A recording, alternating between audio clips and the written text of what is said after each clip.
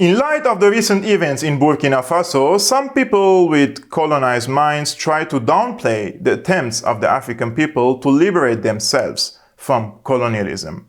This video is not dedicated to these docile men who would sell their mothers to get the blessing of the colonizer.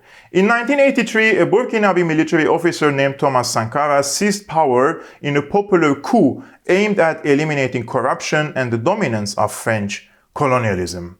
Upon his arrival to power, Sankara worked to implement ambitious economic reforms that achieved the interests of his people, and he renamed the country from Upper Volta to Burkina Faso, which means land of incorruptible people.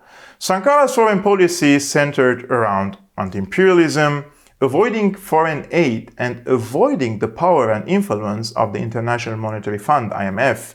As for his internal policy, it focused on preventing famine with agricultural self-sufficiency and land reform, prioritizing education with a nationwide literacy campaign, promoting public health by vaccinating 2.5 million children against meningitis, yellow fever, and measles, planting 10 million trees to stop desertification, which is the first of its kind in the history of Africa, self-sufficiency, as Burkina Faso became the first country in the history of Africa to be self-sufficient with a surplus in production, commitment to women's rights, as he is considered the first president in the history of Africa to prevent female genital mutilation and child marriage and to appoint women to senior government positions. While these policies made Sankara an icon not only in his country but in the entire African continent, leaders of some tribes who had lost their ancient privileges and who had the upper hand in Africa were alienated from his policies. In addition to the fact that the corrupt leaders in some African countries stood against him for fear of the spread of his revolutionary ideas that threatened their interests in the rest of the African countries. Therefore, they allied with France, which was tired of Sankara's anti-imperialism and planned to overthrow him through Sankara's friend, who betrayed him and cooperated with French intelligence as he staged a coup against Sankara and killed him in 1987. A week before his death, Sankara said, "Revolutionaries can be killed, but their ideas cannot be killed." A year after Sankara's murder, Ibrahim Traore was born, who seems destined to repeat history. In October 2022, Officer Traore seized power in a popular coup whose goal is again to eliminate corruption and the dominance of French colonialism. Traore promised his people to hold democratic elections in July 2024. Among Traore's first steps was the appointment of Kielem de Tambela as Prime Minister, who began his job with 50% salary cuts for government ministers, emphasizing that Burkina Faso cannot develop outside the line drawn by Thomas Sankara. At the same time, Traore refused to be paid any presidential salary and remained on the same income as a military commander in order to show the spirit of sacrifice that must inhabit all of Burkina Faso in the current situation of our country. Traore calls for a closer relationship with Russia as a rising power, which unlike France has no history of regime change in Africa and didn't kill its leaders and has no role in monetary slavery and economic oppression on the continent. In addition, Burkina Faso during Traore's era tends to support federalism among African countries or the United States of Africa, a term that entered the popular dictionary of the streets of the capital, Ouagadougou.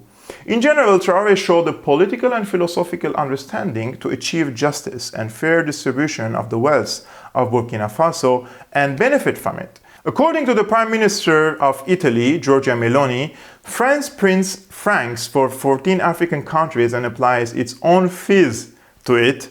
French companies employ underage children to dig for gold in Burkina Faso. France demands that the earnings of 50% of everything Burkina Faso exports end up in the coffers of the French treasury. Based on the foregoing, isn't France a de facto colonial power in Africa that warrants a revolution against it? The murderers of Thomas Sankara, Patrice Lumumba, Kwame Nkrumah, Muammar Gaddafi, and a long list of African leaders in order to continue plundering the rich continent and keeping its people poor can in no way or shape be a friend or ally of Africa and the Middle East.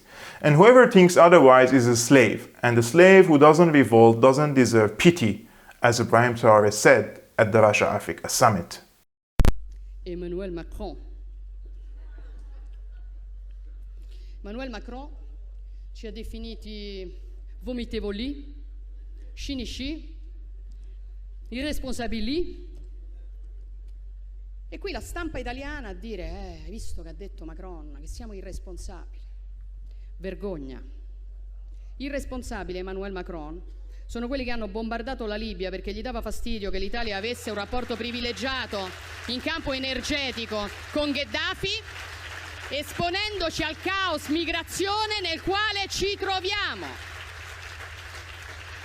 Cinici Emmanuel Macron sono i francesi che mandano la gendarmerie a rispedire indietro qualunque immigrato tenti di passare il confine a Ventimiglia. Ma soprattutto, perché le cose vanno raccontate come si deve, vomitevole è chi... Buono, che lo vuoi tu? Ci hai mai tolto il pathos? Vomitevole è chi, come la Francia, continua a sfruttare l'Africa stampando moneta per 14 nazioni africane sulle quali applica il signoraggio, facendo lavorare bambini nelle miniere, estraendo materie prime come accade in Niger, dove la Francia estrae il 30% dell'uranio che gli serve a far camminare le centrali nucleari e il 90% dei nigerini vive senza elettricità. Non ci venire a fare lezioni, Macron, perché l'Africa scappa da voi e la soluzione non è spostare gli africani in Europa, è liberare l'Africa da certi europei. Non accettiamo lezioni.